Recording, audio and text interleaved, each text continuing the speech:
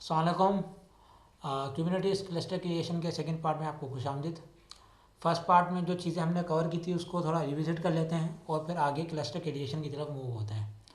First part में हमने बताया था कि ये वो चीज़ें हैं जो ऑफिशियल जो kubernetes.io है वो हमें रिक्वायरमेंट्स होती हैं, जैसे कि 2 GB कम से कम पर मशीन पे रैम हो, कंपैटिबल लिनक्स हो, 2 CPU हो, एक वर्कर नोड का CPU हो, नेटवर्क कनेक्टिविटी हो, unique IP address, MAC address, host name हो, सर्टेन पोर्ट्स ओपन हो, जो कि डिटेल में मैंने फर्स्ट पार्ट में आपको बताई थी।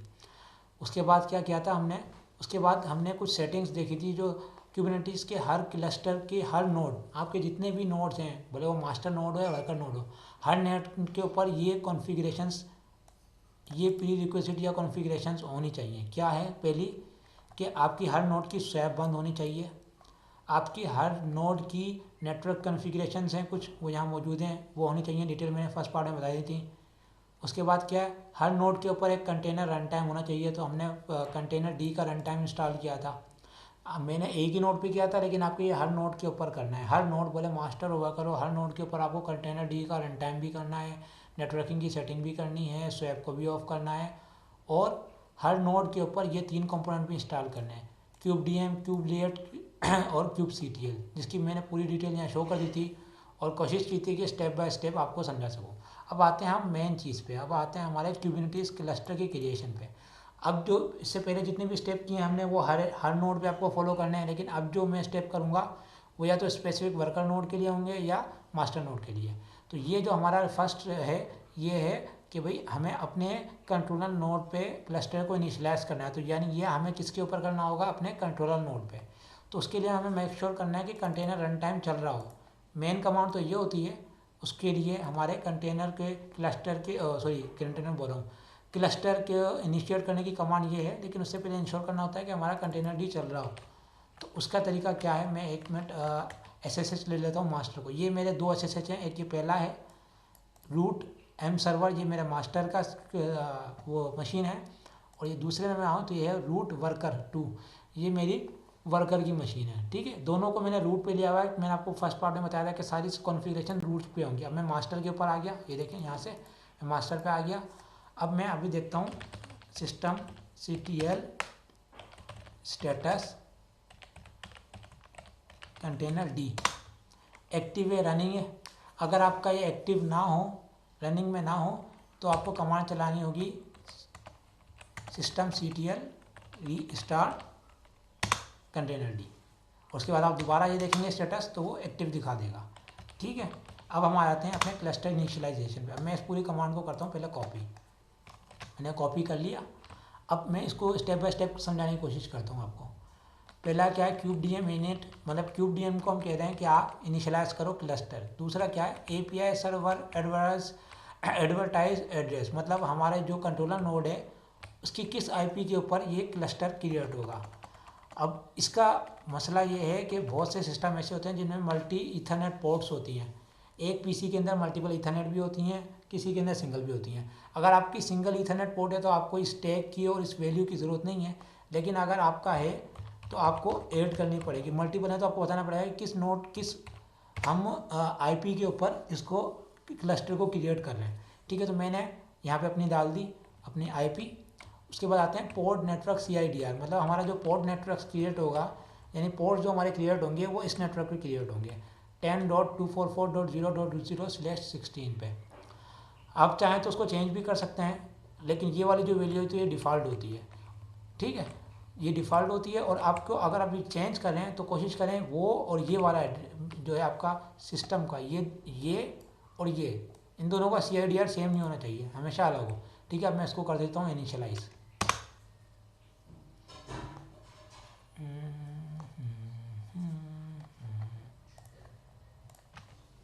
सॉरी, मैंने गलती कर दी थी, मैं एक ज़ीरो लगाना भूल गया था इसके अंदर।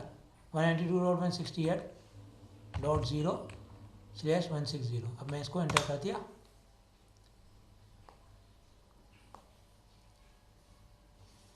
अब ये थोड़ा वक्त लेगा। वक्त क्यों लेगा? ये बैक एंड से कुछ इमेजेस पुल करेगा। उन इमेजेस कौन कौन सी इमेजेस होती हैं वो आपको पता है कि कंट्रोलर नोड के अंदर कुछ कंपोनेंट्स चल रहे होते हैं, जिसमें एक होता है API सर्वर, एक होता है ETCD, एक होता है कंट्रोल मैनेजर और एक होता है शेड्यूलर। तो ये सब चीज़ों के जो इमेजेस हैं ये रजिस्ट्री से पुल कर रहा है। यहाँ पे देखें लिखा हुआ भी आ रहा है kubectl config images pull, मतलब ये क्या कर रहा है, ये कॉन्फ़िगरेशंस को पुल कर रहा है, उनकी कंटेनर्स को पुल कर रहा है। तो मैं इसको अभी टेम्परेरी तौर पे पॉज कर देता हूँ क्योंकि ये 15-20 मिनट लेगा। जब ये कंप्लीट हो जाएगा फिर मैं आपको दिखाता हूँ। Welcome back. देख सकते हैं अभी हमारी इंस्टॉलेशन कंप्लीट हो गई है और इसने ये कुछ इस तरह का आउटपुट दिया है। इसमें जो यहाँ पे देखिए ना, यहाँ लिखा हुआ है क्या, your Kubernetes cluster control panel has initialised successfully, और नीचे मल्टीपल आउटपुट्स दिए हैं। तो मैं आपको यही सजेस्ट करूँगा कि आप इस पूरे को पहले कर लें कॉपी, यहाँ से लेके उसको यहाँ तक कर लेते हैं हम कॉपी, और किसी टेक्स्ट एडिटर में या किसी भी जगह पे इसको पेस्ट कर दें। अब मैंने इसको कर दिया यहाँ पे पेस्ट। अब इसको पढ़ते हैं क्या बोल रहा है। To start using your cluster you need to run following command following as regular user, मतलब जो 3 नीचे कमांड दी हैं इनको रेगुलर यूज़र के तौर पे चलाओ। इसका क्या मतलब है, इसका मतलब ये है कि आप हर काम रूट से तो नहीं करते, तो कोई ना कोई यूज़र होगा जिसको आप एक्सेस देना चाह रहे हो कुबरनेटिस का। तो जिस यूज़र को आप कुबरनेटिस का एक्सेस देना चाह रहे हो उस यूज़र पे स्विच होकर ये कमांड चलाएं। तो मेरे जो यूज़र का नाम है, मैं पहले इसको क्लियर कर लेता हूँ। मेरे इस यूज़र का नाम जो है वो है मास्टर, सॉरी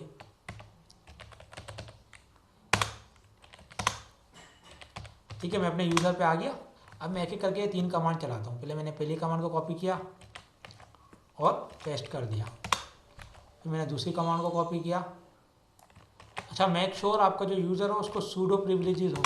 अगर उसको सूडो प्रिविलेजेस नहीं होंगे तो ये वो कमांड रन नहीं कर पाएगा। तीसरी कमांड कॉपी की मैंने और उसको भी रन कर दिया। अब मुझे चेक करना है कि मेरा जो यूज़र है इसके पास लाइट्स आए नहीं आए, तो मैं एक कमांड चला के देखता हूँ, kubectl get ports -a। अब इसने सिस्टम के पोर्ट्स शो कर दिए। सिस्टम के पोर्ट्स क्या क्या है, core DNS, ETCD API server, control manager, proxy और शेड्यूलर। ये वही कंपोनेंट्स हैं जो मास्टर में होते हैं। हर मास्टर नोड के अंदर ये कंपोनेंट होते हैं, लेकिन क्यूब प्रॉक्सी और अपना क्या नाम है, क्या कहते हैं इसको, कोर DNS, ये दो वो चीज़ें हैं जो आपको आई थिंक नहीं पता होंगी। लेकिन मैं क्या आपको ये कहूँगा, सजेस्ट करूँगा कि आप इसको इंटरनेट पे सर्च कर लें, आपको पता चल जाएगा ये क्या चीज़ है। ठीक है, ये समझे आपका टास्क है। अच्छा, यहाँ देखें ये 2 सर्विसेज जो है ना ये पेंडिंग में आ रही हैं, बाकी सब रनिंग में, ये 2 पेंडिंग में है। इसकी वजह क्या है, अगर हम नीचे आएँ तो यहाँ पे लिखा हुआ है कि अगर आप यूज़र को ही एक्सेस देना चाहते हैं तो ये चला लें। मतलब अगर आपको कोई और यूज़र को कुबरनेटिस का एक्सेस नहीं देना तो आप सिंपल यूज़र पे शिफ्ट ना हो, यूज़र से ही यही कमांड चलाते हैं। लेकिन हमें यूज़र को एक्सेस नहीं दे रहा तो मैं ये कमांड नहीं चला रहा। उसके बाद क्या लिखा हुआ है, you should now deploy a port network two cluster run kubectl apply dash port network .yaml with one of the option है। ये क्या ऑप्शन है, ये बोल रहा है, एक लिंक दे रहा है, यहाँ से जाओ कोई भी एक नेटवर्क की YAML इंस्टॉल करो और आपका नेटवर्क इनिशिएट हो जाएगा। इसका मतलब क्या है कि जब तक मैं इस लिंक पे जाके, मैं इसको अगर कर लूँ कॉपी, एक मिनट इसको मैं कर लेता हूँ कॉपी, इस लिंक पे जाके पोर्ट नेटवर्क की YAML को डाउनलोड करके अप्लाई नहीं करूँगा तो ये कोर DNS की जो सर्वर है, सर्विस है, ये चलेगी नहीं। लेकिन मैं पहले इसको नहीं करता, मैं पहले ऐसा कर लेता हूँ, इसको हम स्किप करते हैं अभी आगे के लिए। और अभी हम क्या करते हैं, हम अभी इस कमांड पे आके अपने वर्कर को ऐड कर लेते हैं, किसके अंदर, हमारे क्लस्टर के अंदर। तो मैंने यह कॉपी किया, यहाँ पे क्या लिखा हुआ है, to join then you can join any number of worker nodes. आपकी मर्जी, आप ये पहले चाहो ये पहले चलाओ तो कोई मसला नहीं है। मैं ये पहले चला रहा हूँ, उसके बाद ये समझा दूंगा ताकि ईजी रहेगा। मैंने यह कॉपी की, ये कॉपी करके मैं किसी भी वर्कर नोड पे चलाऊंगा, वो इसका हिस्सा बन जाएगा। मैं पहले देख लेता हूँ कितने मेरे पास नोड्स हैं। मैं कहता हूँ kubectl get nodes,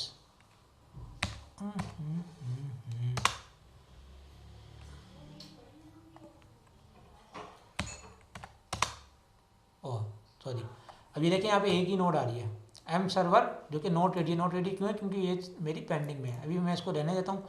अब मैंने यहाँ से जो कमांड कॉपी की थी, यहाँ पे मुझे क्या करना है, वर्कर नोड पे जाना है और एज अ रोड यूज़र इसको रन करना है।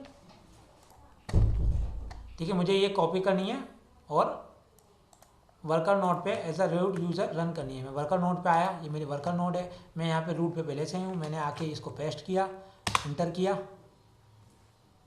हो गया, this node has join the cluster. अब मुझे चेक करना है, मैं दोबारा मास्टर पे आया, मैंने दोबारा एक कमांड चलाई, अब यहाँ पे 2 हो गई, पहले 1 थी अब 2 हो गई, 2 नोड्स आ गए, लेकिन दोनों नोट रेडी हैं क्योंकि अभी तक मैंने नेटवर्क को इनिशियलाइज़ नहीं किया। ठीक है, अब मैं दोबारा अपनी इस पे आता हूँ रिपोजिटरी पे। हमने ये क्या हो गया, अच्छा एक मिनट बैक कर लेता हूँ, आई थिंक कोई और बटन क्लिक हो गया मेरे से। मैं आ जाता हूँ नीचे अपने मेन पॉइंट पे।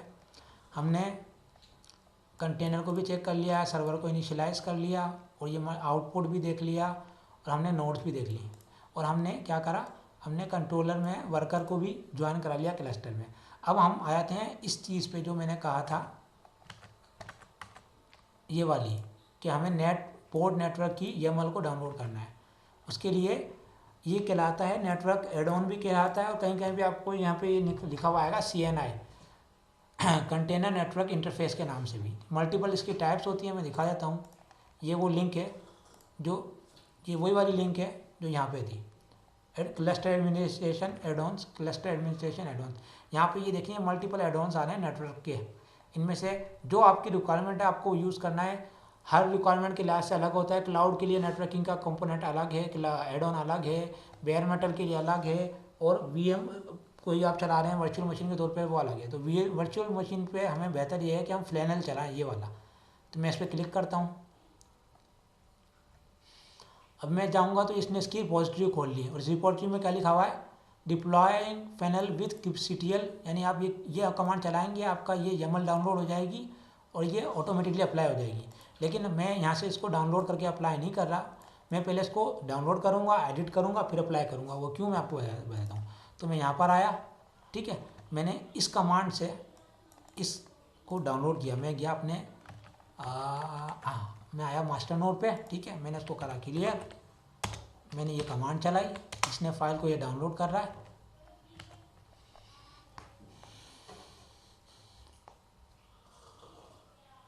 अब हमें इसको करना है एडिट, लेकिन एडिट करने से पहले एक और काम करना है। मैं पहले कर लेता हूँ क्लियर, और मुझे अपना जो मास्टर नोड है उस पर जो मेरी मेन IP है जिसके पे क्लस्टर चल रहा है, जो कि ये है 192.168.0.160, इसका इंटरफेस का नाम देखना है। मेरा यहाँ पे इंटरफेस का नाम है ENS18। मैं इसको यहाँ से करूँगा कॉपी और इसको कहीं पेस्ट कर दूँगा। मैंने इसको फॉर एग्जांपल यहाँ पेस्ट कर दिया, ठीक है, इसको पेस्ट कर दिया। मैं दोबारा आता हूँ। अब क्या, मैंने ये काम कर लिया, अब मुझे क्या करना है, इसको एडिट करना है। मैं गया, मैंने कमांड चलाई sudo nano kubectl YAML, में आ गया इसकी kubefenel की YAML फाइल में जो हमने डाउनलोड की थी। मैं नीचे आऊँगा, अब यहाँ पे आप नीचे जाएंगे तो यहाँ पे एक ये चीज़ देखेंगे, यहाँ पे ये नेटवर्क conf.json नेटवर्क = 10.244.0.0/16। ये वही है जो यहाँ पे हमने ये लिखा था, पोर्ट CIDR।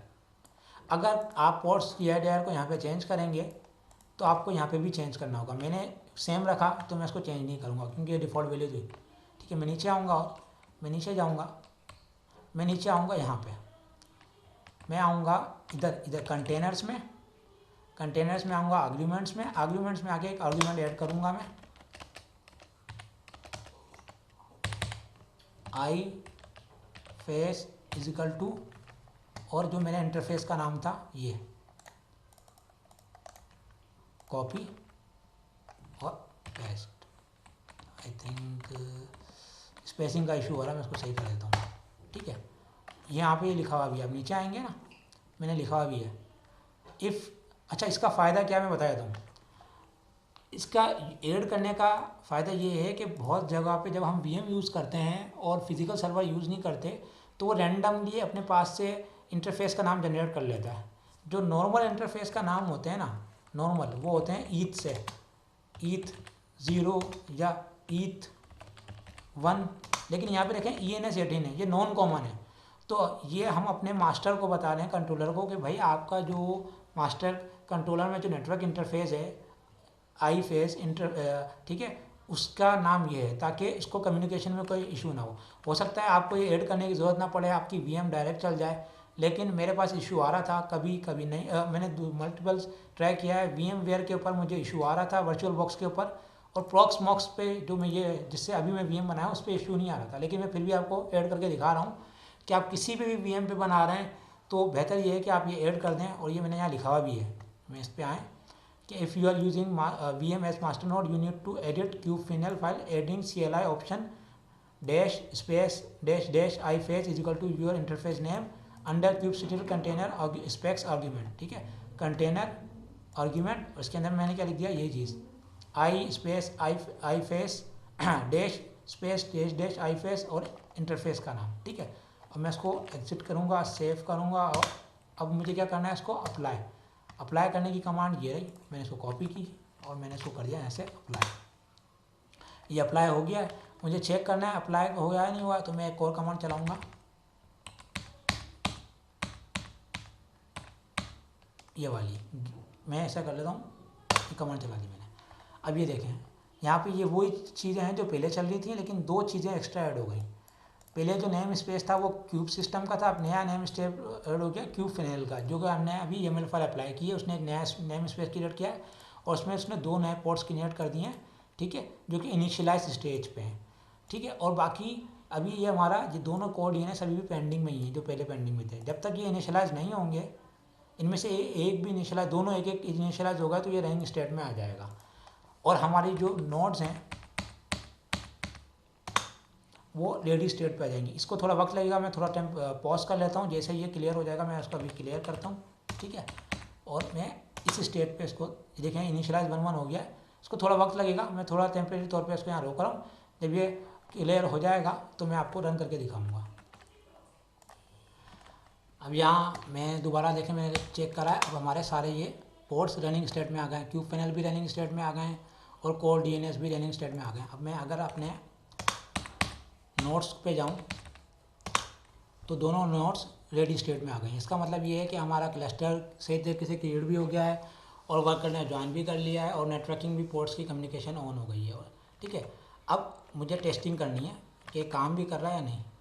ठीक है, मैं काम कर लेता हूँ।